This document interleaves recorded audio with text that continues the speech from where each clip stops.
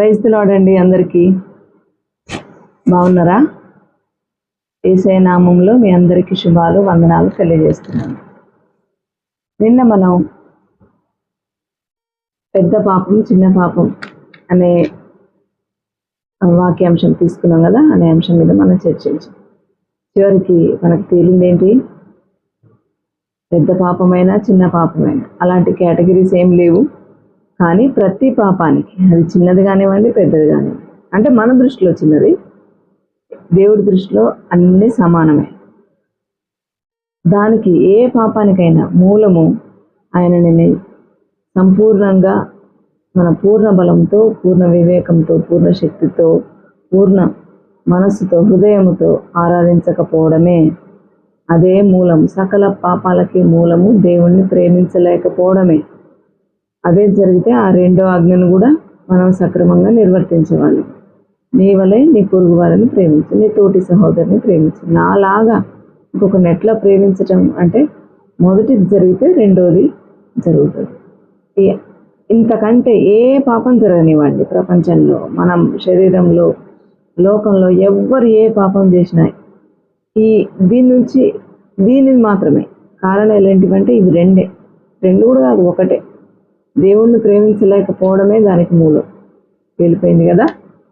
ఇది రోజు మరొక అంశము, మనకి బైబిల్లో బాగా కన్ఫ్యూజన్గా ఉండే మాట ఇది. చాలామంది దైవజనరాళ్ళు కూడా దీని గురించి చర్చించారు. కరెక్ట్గా చెప్పాలంటే మన బ్లెస్సీ వెస్లీ గారు ఉన్నారు కదా, రాజమండ్రిలో క్రైస్ట్ వర్షిప్ సెంటర్. ఆవిడ చాలా బాగా చెప్పారు, చెప్పడానికి ప్రయాస తీసుకున్నారు, చెప్పారు. అయితే అందులో ఒక చిన్న సంగతి, కొద్దిగా డిఫరెన్స్ ఉంది. వారు మనం అనుకున్న దానికిను అక్కడ ఉన్నదానికి, దాన్ని ఈరోజు చాలా క్లారిటీగా మనకు దేవుడు తెలియపరుస్తున్నారు. దాన్ని చూద్దాం. అంటే అక్కడ ఏదో కొంపలంటుకుపోయిన నేను ఏమనట్లేను, ఇంకొంచెం క్లారిటీ ఇవ్వవలసి ఉండే, కొద్దిగా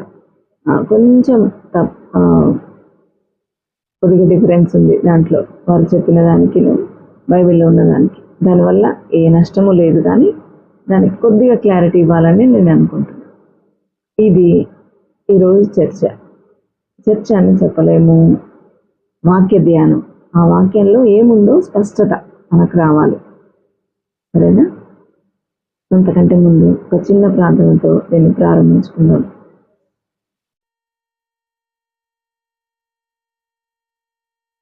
పరిపూర్ణుడైన తండ్రి, మీకు వందనాలు. పరిశుద్ధుడైన దేవ, మీకే స్తోత్రము. ఆయన దిగ్విజయంగా మరి 3 రోజులుగా జరుగుతున్న ఈ వాక్య ధ్యానాన్ని బట్టి మీకు వందనాలు, స్తోత్రములు తెలియజేస్తున్నాను తండ్రి. ఈరోజు మాట్లాడబోయే అంశము, ధ్యానించబోయే అంశంలో మాకు తెలియని సంగతులన్నింటినీ చాలా స్పష్టంగా ప్రభు వివరించబోతున్నందుకు, ఆలోచన ఇచ్చినందుకు మీకు వందనాలు. నేటితో దీంట్లో ఉన్న కన్ఫ్యూజన్ అందరికీ పోయి చాలా సరళంగా మా ప్రియులందరికీ మీ వాక్యం అర్థమవులాగిన కృప చూపించమని యేసు నామములో వేడుకుంటున్నాం తండ్రి, ఆమేన్. చూడండి, అంతకంటే ముందు వాక్యంలోకి వెళ్ళబోయే ముందు ప్రతిరోజు వాడుకగా మనం అనుకున్నది కదా, మరి కీర్తన వాడుకుందాం. ఆయన కీర్తించడం కంటే గొప్ప విషయం ఏమి లేదని, అంతకంటే గొప్ప మంచి సమయం ఏది లేదని నిన్న మనం తెలుసుకున్నాం కదా, ఒక పాట ద్వారా పాడుకున్నాం. ఈరోజు మరొక పాట ద్వారా మనం ఆయనని గణపరుద్దాం. బాసిల్లెను సిలువలో అనే పాట పాడుకుందాం. సాధారణంగా ఇది ఈ మధ్యకాలంలో అందరూ సిలువ అని గుడ్ ఫ్రైడే రోజునో లేకపోతే ప్రభు బల్ల రోజున మాత్రమే పాడడానికి దీన్ని అలవాటు చేశారండి. కానీ ఇది ఎప్పుడైనా, ఏ సమయంలోనైనా పాడదగిన పాట. ఏ పాట అయినా ఎప్పుడైనా పాడుకోవచ్చు. కానీ కొన్ని పాటల్ని కొన్ని సందర్భాలకే లిమిట్ చేసేసారు ఈ మధ్య. అట్లా మనం చేయొద్దు, సరే? పాట చూడండి. భాసిల్లెను సిలువలో పాపక్షమా, భాసిల్లెను సిలువలో పాపక్షమా. యేసు ప్రభు నీ దివ్య క్షమా భాసిల్లెను సిలువలో పాపక్షమా. కలువరిలో నా పాపము పొంచి సిలువకు నిన్నే ఆహుతి చేసే. కలువరిలో నా పాపము పొంచి సిలువకు నిన్నే ఆహుతి చేసి. కలుషహరా కరుణించితివి, కలుషహరా కరుణించితివి. భాసిల్లెను సిలువలో పాపక్షమా. యేసు ప్రభు నీ దివ్య క్షమా భాసిల్లెను సిలువలో పాపక్షమా. పాపము చేసి గడించితి మరణం, శాపనిగానే నార్జించినది. పాపము చేసి గడించితి మరణం, శాపమిగానే నార్జించినది. కాపరివై నన్ను బ్రోచితివి, కాపరివై నన్ను బ్రోచితివి. భాసిల్లెను సిలువలో పాపక్షమా. యేసు ప్రభు నీ దివ్య క్షమా భాసిల్లెను సిలువలో పాపక్షమా. ఎందుకనో నాపై ప్రేమ అందదయా స్వామి నామదికి. ఎందుకనో నాపై ప్రేమ అందదయా స్వామి నామదికి. అందులకే భయముంది తిని, అందులకే భయముంది తిని. భాసిల్లెను సిలువలో పాపక్షమా. యేసు ప్రభు నీ దివ్య క్షమా భాసిల్లెను సిలువలో పాపక్షమా. నమ్మిన వారిని కాదనవనియో నెమ్మది నొసగే నాదుండవని. నమ్మిన వారిని కాదనవనియో నెమ్మది నొసగే నాదుండవని. నమ్మితిని పాదములను, నమ్మితిని పాదములను. భాసిల్లెను సిలువలో పాపక్షమా. యేసు ప్రభు నీ దివ్య క్షమా భాసిల్లెను సిలువలో పాపక్షమా. హల్లెలూయా.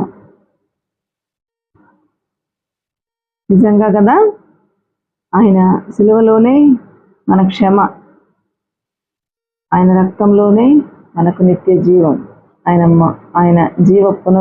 ఆయన పునరుత్థానంలోనే మనకు నిత్య జీవం ఉంది. ఆమేన్. ఇంకా వాక్య ధ్యానంలోకి వచ్చేద్దాము. చూడండి,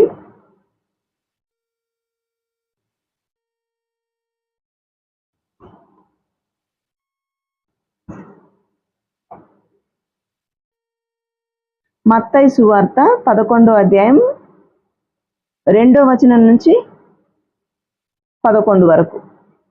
మత్తయి 11వ అధ్యాయము 2వ వచనం నుంచి 11 వరకు చూద్దాము. ఇక్కడ ఈ సందర్భం ఏంటంటే, ఒకసారి యోహాను, బాప్తిస్మం ఇచ్చే యోహాను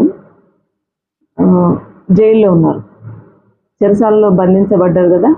ఎందుకు అంటే హేరోదుకు వ్యతిరేకంగా అతనికి బుద్ధి చెప్పినందుకు.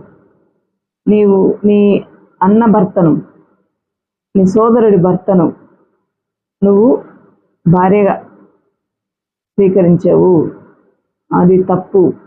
అయితే ఏదైతే అక్కడ జరిగిందో ఆ సందర్భంలో అతను చేసిన తప్పును ఖండించాడు.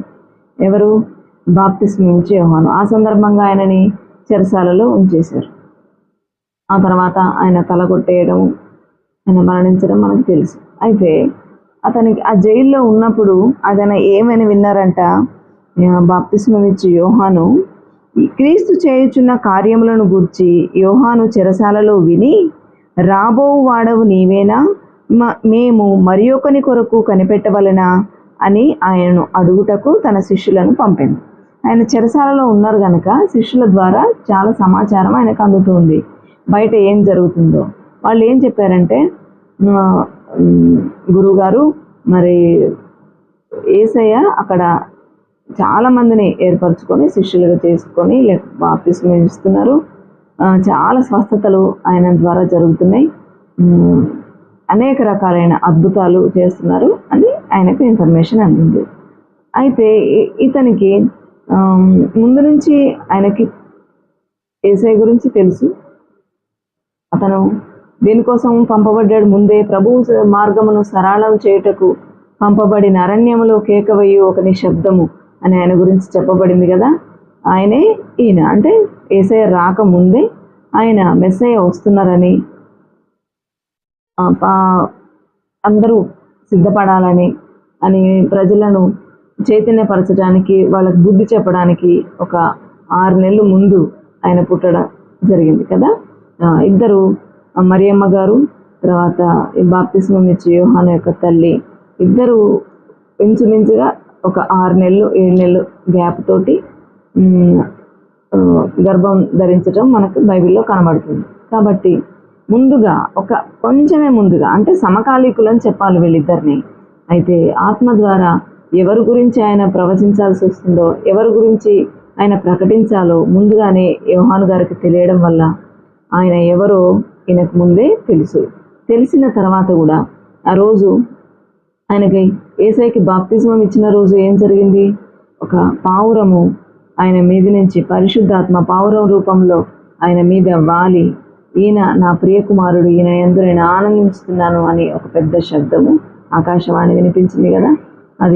అదే అతనికే కాదు, చుట్టుపక్కల ఆ ప్రదేశంలో ఉన్న అందరికీ కూడా చాలా మందికి వినిపించింది. అయినప్పటికీ జరుగుతున్న పరిణామాలను బట్టి, ఆయన జైల్లో ఉండడాన్ని బట్టి ఆయనకి డౌట్ వస్తుంది. ఈయనైనా మనం ఎదురు చూసే, ఈయన గురించైనా ఇన్ని రోజులు ప్రకటించింది, లేకపోతే ఇంకెవరి కోసమైనా నేను ఎదురు చూడాలా, నేనేమన్నా పొరపాటు పని చేశానా అని కొంచెం డౌట్ వచ్చింది ఆయనకి. అందుకని ఆయన శిష్యులని పంపించినప్పుడు వాళ్ళు వచ్చి యేసయ్య దగ్గర అడిగారు అనమాట. ఇప్పుడు మనం పెట్టుకున్న క్యాప్షన్కి దీనికి నేపథ్యం ఇది. వచ్చి యేసయ్య ఒక చోట ఒక పెద్ద జనసమూహంలో ఆయన బోధిస్తున్నప్పుడు వీళ్ళు వచ్చి, యోహాను యొక్క శిష్యులు ఇక్కడికి వచ్చి ఈ మాట అడిగారు, రాబోవు వాడవు నీవేనా, మేము ఇంకా ఎవరి కోసమైనా ఎదురు చూడాలా అని. అప్పుడు యేసయ్య ఏమన్నారంటే, మీరు వెళ్ళి మీరు విన్న వాటిని కన్న వాటిని యోహానుకు తెలుపుడి.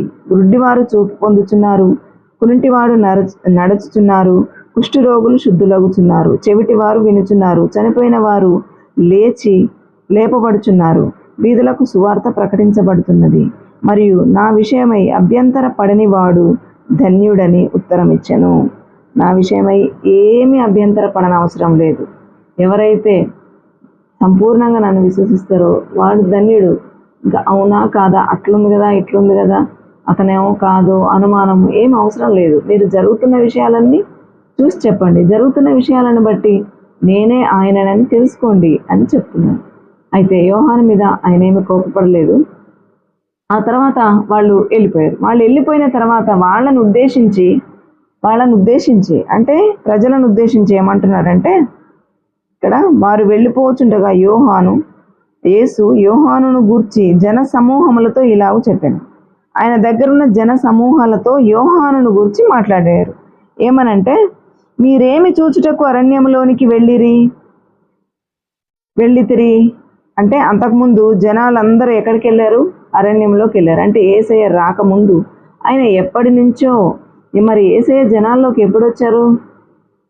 జస్ట్ ఆయనకు 30 సంవత్సరాలు వచ్చే వరకు కూడా బయటికి రాలేదు. ఇల్లు వదిలి, కుటుంబ జీవితాన్ని వదిలి, అంటే ఆయన తల్లిదండ్రులకు సేవ చేయడానికి, ఆయన తర్వాత ఉన్న ఆయన సోదరులకు సేవ చేయడానికి, అంటే ఇంటిలో పెద్ద కొడుకు పాత్ర పోషించారు యేసయ్య 30 ఏళ్ళు వచ్చే వరకు. అప్పటి వరకు ఆయన సేవ చేయడానికి బయటికి రాలేదు, సువార్త ప్రకటించడానికి బయటికి రాలేదు. కానీ ఆయన రాకముందే, మనం 6 నెలల ముందే, పుట్టింది మాత్రం 6 నెలల ముందు, కానీ బాప్తిస్మా ఇచ్చే యోహాను ఆయన సువార్త ప్రకటనకి ఎప్పుడో బయలుదేరారు. ఆయన చిన్న వయసులోని ఈ కనీసం ఒక 10-15 సంవత్సరాలు ఆయన గురించి చెప్తూ వచ్చి ఉండొచ్చు బహుశా. మనకి ఎంతకాలం నుంచి ఆయన ఈ సువార్త ముందు రాబోతున్నాడు, మెస్సయ్య రాబోతున్నారని ఎంతకాలం నుంచి చెప్పింది స్పష్టంగా లేదు. కానీ ఇద్దరు సమకాలీకులే కాబట్టి 30 ఏళ్ల వరకు యేసయ్య బయటికి రాలేదు కనుక మనం అంచనా వేసుకోవచ్చు. అట్లీస్ట్ ఒక 20 ఏళ్ల వయసు నుంచి 30 ఏళ్ల వయసు వరకు అట్లీస్ట్ 10 సంవత్సరాలు ఆయన గురించి చెప్తూ వస్తున్నాడేమో యోహాన్ గారు. మళ్ళా అతని గురించి ఇంకా రిఫరెన్స్ ఏముందంటే, అరణ్యంలోనికి వెళ్ళితిరి అన్నాడు కదా. అరణ్యంలోకి ఎందుకు వెళ్ళాలి అంటే, యోహాన్ ఉన్నది ఎక్కడా? అరణ్యంలోనే ఉన్నాడు. ఆయన జనాల్లో లేడు, మామూలుగా ఆయన ఇంట్లో లేడు అనమాట. అరణ్యంలోనే అంటే ఇల్లు విడిచి ఆయన తిరుగుతూ ఉన్నాడు, ఒక ఊరి నుంచి ఒక ఊరికి. ఆ చుట్టుపక్కల పరిసర ప్రాంతాల్లోనే, యూదా పరిసర ప్రాంతాల్లోనే తిరిగినట్టుగా మనకు అర్థమవుతుంది. ఆ చుట్టుపక్కల ప్రాంతాల్లో అంటే ఆయన ఎవరింట్లోనూ ఉండినట్టు మనకు తెలియట్లేదు. కేవలము అరణ్యంలో ఉన్నాడని, తర్వాత మిడతలను, తర్వాత అడవి తేనె ఆహారంగా తీసుకుంటూ బ్రతుకుతున్నాడని. అంటే ఇవి ఎక్కడ ఉన్నాయి? ఆ అడవిలో ఏముంటాయి మరి? అడవి తేనె అడవిలోనే ఉంటుంది కదా. ఇక తినడానికి వేరే ఏమి దొరకవు కాబట్టి మిడతలను కూడా ఆయన ఆరగించినట్టు, ఆయన భోజనం చేసినట్టుగా అర్థమవుతుంది. అయితే అందుకని అరణ్యములోకి దేనికి వెళ్ళితిరి అని అడుగుతున్నారు. చూడండి, గాలికి కదులుచున్న రెల్లును చూడ దేనికి వెళ్ళితిరి? ఏమి చూచుటకు వెళ్ళితిరి? మీరేమి చూచుటకు వెళ్ళితిరి?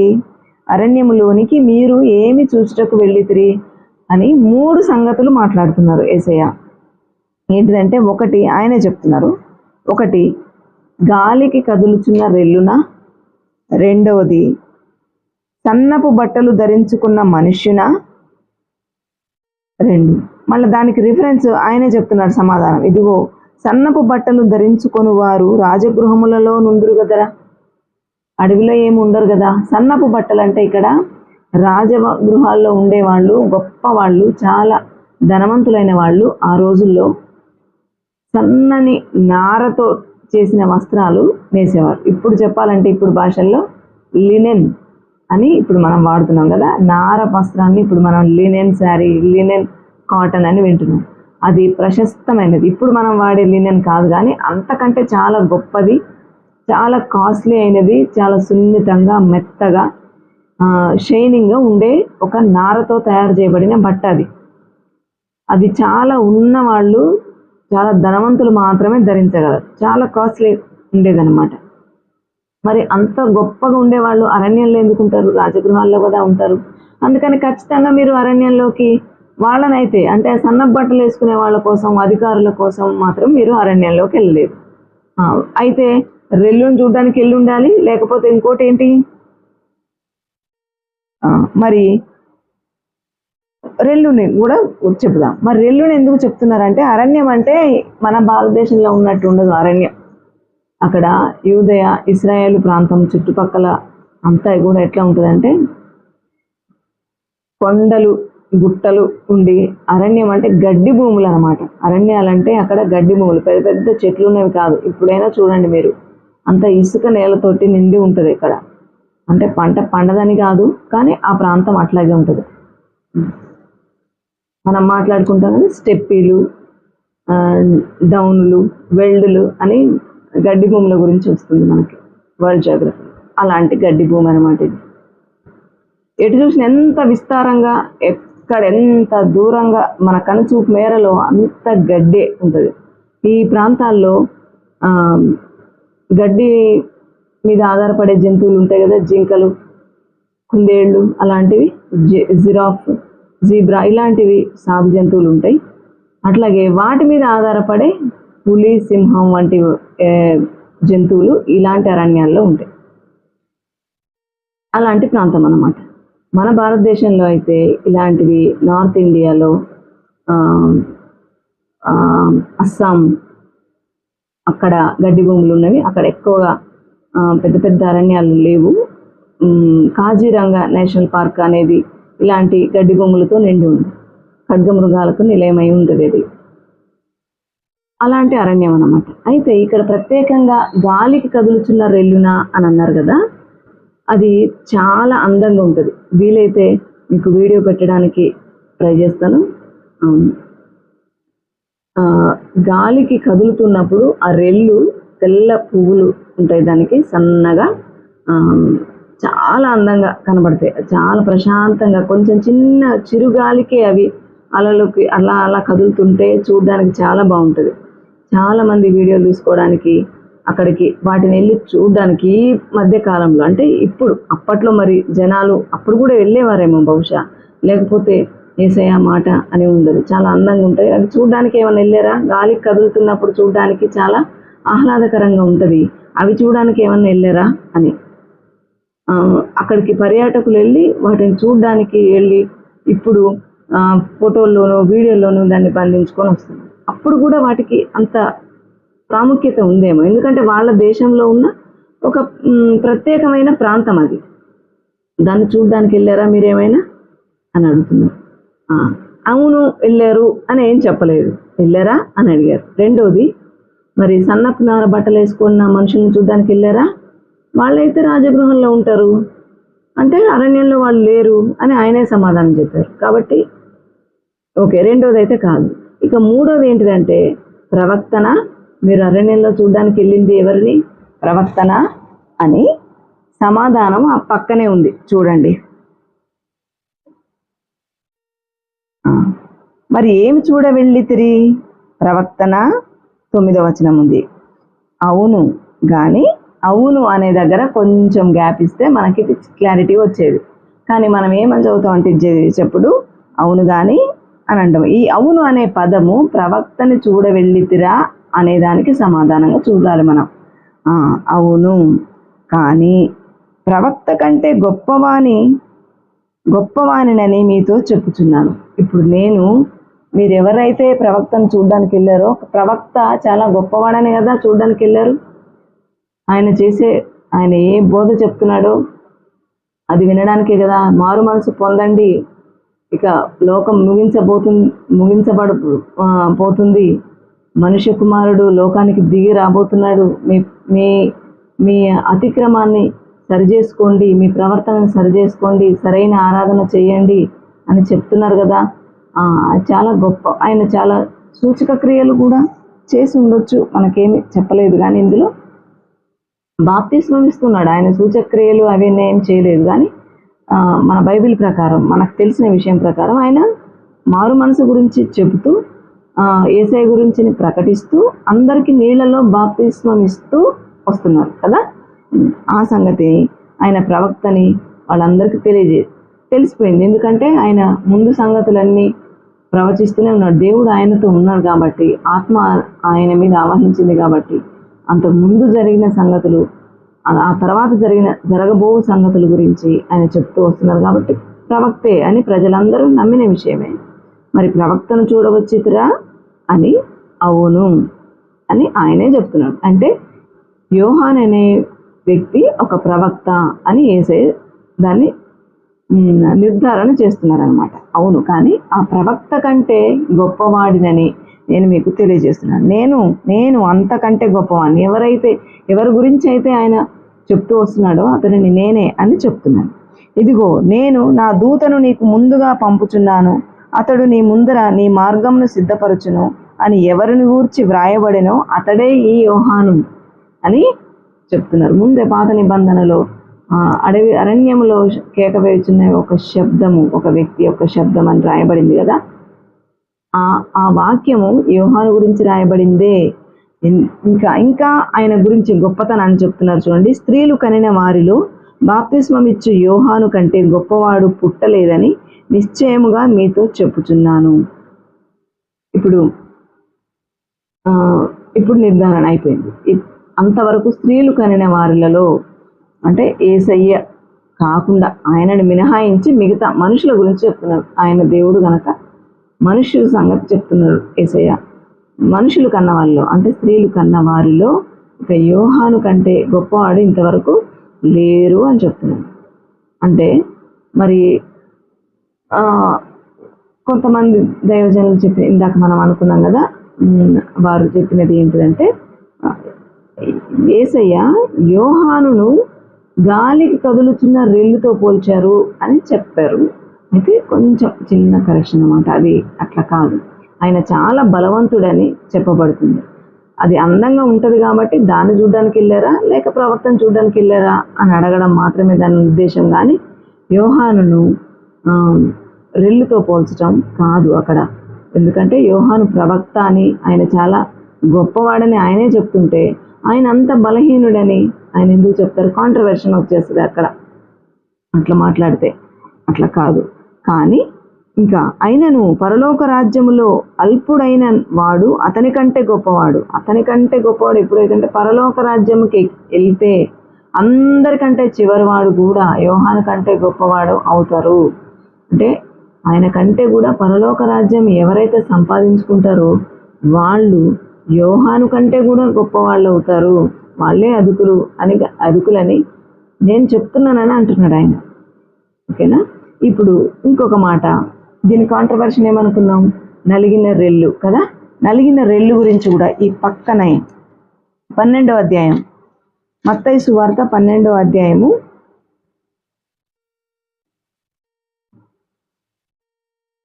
20వ వచనం చూడండి. 20వ వచనంలో 2వ భాగంలో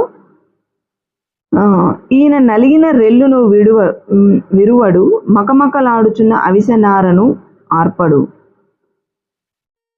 ఈయన నామమందు అన్యజనులు నిరీక్షించెదరు. ఇది ఈయన గురించి ఈ మాట ఎందుకు చెప్పబడింది అంటే ఇది ఇంకొక సందర్భం. ఇప్పుడు వాళ్ళు ఏమనుకుంటున్నారంటే రెల్లు అనే వచ్చింది కదా, రెల్లు అనేది రెండిటికి ఒకే అర్థాన్ని ఇస్తుంది అన్న ఉద్దేశంలో అర్థం చేసుకోవడం అయింది. కానీ నిజానికి అట్లా కాదు. ఆ రెల్లు గురించి ఒక అందమైనది, గాలికి కదలాడుతున్నది అని దాని మీనింగ్. ఇక్కడ ఈ రెల్లు, నలిగిన రెల్లు అంటే అసలు రెల్లే బలహీనంగా ఉంటుంది కాబట్టే కదా గాలికి ఊగుతుంది. అయితే ఇక్కడ నలిగిపోయిన రెల్లు అంటే ఈ రెల్లుకు ఇంకొక ఉపయోగం కూడా ఉందండి. దీన్ని ఇంటి పైకప్పులకు వాడతారు. రెల్లు గడ్డిని ఇంటి పైకప్పులకు మనం గుడిసెలు అట్లా వేసుకుంటే పాతకాలంలో, లేకపోతే ఏదన్నా రెస్టారెంట్స్కి ఈ మధ్య వేస్తుంటారు కదా రెల్లు గడ్డితోటి పైకప్పు, అలాంటి వాటికి వాడతారు. అది కొన్నాళ్ళకి వర్షం వచ్చినప్పుడు ఏమవుతుందంటే చీకిపోయి చాలా సున్నితంగా ఉంటుంది. ఇట్లా పట్టుకుంటే పొడి పొడిగా రాలిపోతుంది. ఆ నలిగిన రెల్లుని అంత సున్నితంగా అట్లా ముట్టుకోకపోయినా అంతా కూడా ఏ హాని చెయ్యడు అని అర్థం. దీనికి అర్థం మకమకలాడుచున్న అంటే అవిసెనారను ఒత్తిలాగా చేసి దీపం వెలిగిస్తే అది మకమకలాడుతుంటది కదా. మకమకలాడుచున్న అవిసెనారను ఆర్పడు అంటే అది వెలుగుతుందనే కదా అర్థం. నూనె వేసిన నూనె అంతా అయిపోయింది, అవిసెనార చివరికి వచ్చేసింది. అవిసెనార అసలు ఇంకా సున్నితమైనది. అది మామూలుగానే అది ఎంత సున్నితము, ఎంత బలహీనమైనదని ఇక్కడ చెప్పడం అన్నట్టు. ఇక్కడ అది బలహీనమైనదని చెప్పడం. ఇందాక గాలికి కదులుచున్న రెల్లు అన్నప్పుడేమో అది దాని అందం గురించి వర్ణించటం అయింది. ఇక్కడైతే దాని బలహీనతను గురించి వర్ణిస్తున్నారు. అయితే ఇక్కడ ఎందుకు ఆయనను మరి యేసయ్యను అట్లా ఎవ్వరికి హాని చేయని వ్యక్తి అని చెప్పబడుతున్నారు అంటే, అంతకు ముందే ఆయన విశ్రాంతి రోజున అంటే ఆదివారం రోజున లేదా సబ్బాతు దిన రోజున దేవాలయంలో ఒక ఊచ చేయగలిగిన వ్యక్తిని స్వస్థపరిచాడు. ఈ ధర్మశాస్త్రం ప్రకారము ఏంటిది, సబ్బాతు రోజున ఏ పని చేయకూడదు, ఏ పని చేయకూడదు అని రూలు. అంటే ఏ పని ఇది చేయొచ్చు, ఇది చేయకూడదు, కనీసం వివేకం లేకుండా వాళ్ళు అట్లా కఠినంగా పాటించేవాళ్ళు అనమాట. ఆయన ఏం చేశాడు, మేలేగదు చేశాడు. దానివల్ల ఎవరికి నష్టం వచ్చే పని లేదు. అంటే దేవుణ్ణి ఆరాధించకుండా ఆ రోజు ఏ పని, అసలు ఉద్దేశం ఏంటిదంటే సబ్బాతు రోజున ఏ పని చేయకూడదు అంటే, రోజువారీ మీరు చేసే పనులకి, రోజు పొలాలకి వెళ్ళిపోతారు, వ్యవసాయమే కదా అప్పుడున్నది, పశువులను గాయడానికి వెళ్ళిపోతారు, మీ పొట్టకూటి కోసం మీరు చేసే పనికి ఆ రోజు వెళ్లకుండా దేవుణ్ణి ఆరాధించటంలో మీరు భాగస్థులు కావాలి. ఆ రోజంతా కూడా యేసేకు దేవుడికి, యెహోవా దేవుడికి చెందినదే కనుక ఆలయంలో మీరు ఎక్కువ సమయం దేవుడి కోసం కేటాయించాలి, ఆయనను ఆరాధించడానికి ఆ సమయం ఉపయోగించాలి అని దాని ఉద్దేశం. అయితే అది రాను రాను ఏమైందంటే వాళ్ళ ఆలోచన వికటించి చివరి అసలు ఏ పని చేయరాదు, ఏ పని చేయకూడదు, కూర్చోవద్దు లేవద్దు అన్న కాడికి వచ్చిందనమాట. అంటే ఆయన ఏం చేశారు, ఇప్పుడు దేవుడికి ఆరాధనని ఏం వ్యతిరేకించలేదు కదా, ఇంకేదో నేరం చేయలేదు కదా. ఆ ఆలయంలో, దేవాలయంలోనే ఒక ఊచ చెయ్యి, ఇప్పుడు ఊచ చెయ్యి అని చెప్పాలంటే ఓ పోలియో అని అనుకోవచ్చు మనం. ఓ పోలియో వచ్చిన వ్యక్తిని ఈ చెయ్యి ఒకలాగా ఉంటుంది, ఈ చెయ్యి ఒకలాగా ఉంటుంది కదా, చాలా బలహీనంగా ఉంటుంది, అది ఎదగదు. ఆ పోలియో వచ్చిన కాలు చాలా వీక్గా ఉంటుంది, కాలైన చెయ్యి. దానిని స్వస్థపరిచారు దేవుడు. దానికి వాళ్ళు కోపగించి ఆయననట ఏంటిది, ఏలాగు సంహరింతుమా అని ఆయనకు విరోధముగా ఆలోచన చేశారు. ఆయనని చంపాలని అప్పుడే ఆలోచన చేశారంట. కానీ యేసు ఆ సంగతి తెలుసుకొని అచ్చటి నుంచి వెళ్ళిపోయెను. బహుజనముల ఆయనను వెంబడింపగా ఆయన వారినందరినీ స్వస్థపరిచి తన్ను ప్రసిద్ధి చేయవద్దని వారికి ఆజ్ఞాపించెను. ప్రవక్త అయిన యెషయా ద్వారా చెప్పినది నెరవేరునట్లు ఇలాగూ జరిగింది. ఏం జరిగింది, ప్రవక్త అయిన యెషయా కొన్ని వందల సంవత్సరాల క్రితం యెషయా ప్రవక్త 42వ అధ్యాయంలో చెప్పబడింది 2వ వచనంలో ఏమనంటే, ఇదే వాక్యం అక్కడ ఉంది చూడండి కావాలంటే.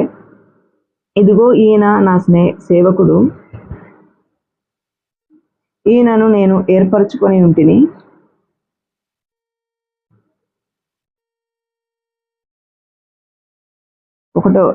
ఒకటో వచనం నుంచి, ఇదిగో నేను ఆదుకొను నా సేవకుడు, నేను ఏర్పరచుకునేవాడు, నా ప్రాణమునకు ప్రియుడు, అతని యందు నా ఆత్మ ఉంచినాను. అతడు అన్ని జనులకు న్యాయము కనపరచును. అతడు కేకలు వేయడు, అరువడు, తన కంఠస్వరము వీధిలో వినపడనీయడు. నలిగిన రెల్లును అతను విరువడు. మకమకలాడుచున్న జనపనార వత్తిని, ఇక్కడ వత్తి అని ఉంది, అక్కడ ఇవ్వలేదు ఇందాక, జనపనార వత్తిని ఆర్పడు. అతడు సత్యమును అనుసరించి న్యాయమును కనపరచును. ఎంత బలహీనమైన వ్యక్తినైనా, నిజానికి మనం అందరం ఆయన కంటే ఎంతో బలహీనులం కదా, అయినప్పటికీ తుచ్చమైన మనుషులను కూడా ఆయనకి ఎదురు తిరుగుతుంటే కూడా ఏమీ అనలేదు ఆయన. ఎందుకంటే ఆయన టైం ఇంకా రాలేదు. ఆయన వచ్చిందే భూలోకానికి ఎందుకు వచ్చారు, చనిపోవడానికే కదా వచ్చారు.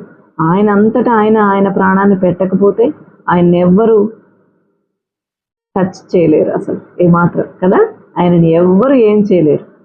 కానీ ఆయన అంతటా ఆయనే ఇష్టపడి ప్రాణాన్ని పెట్టారు కాబట్టి ఫలానా ఎవరో ఆయనను చంపారు అనడం అది అసంబద్ధమైనది.